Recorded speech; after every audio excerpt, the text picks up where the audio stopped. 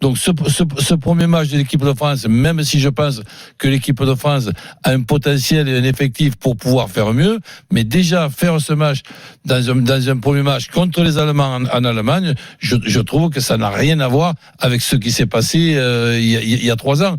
Quand tu nous dis, c'est quoi le terme que caricature des Bleus de 2018. Ça ressemblerait à 2018 ?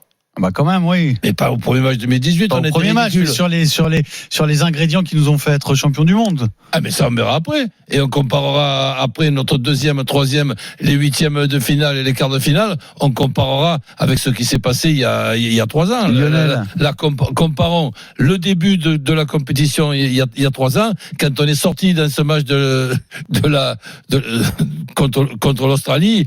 On a dit, mais qu'est-ce qu'on est venu faire ici, là?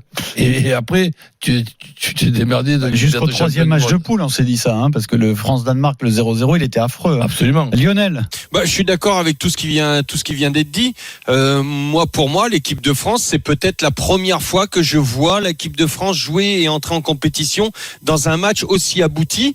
Un premier match, c'est toujours compliqué à jouer. Alors, a fortiori, comme disait coach, en Allemagne contre les Allemands, honnêtement, moi je disais, si on fait un match nul, on s'en sort bien.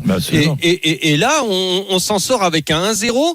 Il y a pas eu, je crois qu'il y a eu un tir cadré, c'est ça, de la part des Allemands. 1-0, mais quand on parle et qu'on regarde les matchs, on se dit tiens, ce match-là, c'est pas le score qu'on voit, c'est pas le score de la physionomie. Voilà. Alors que là, on peut se dire entre les erreurs d'arbitrage défavorables et le score. Cette victoire, elle est déjà logique. Voilà, contre l'équipe allemande que j'ai pas trouvée si mauvaise que ce qu'on pouvait le dire dans les dernières semaines et dans les derniers mois.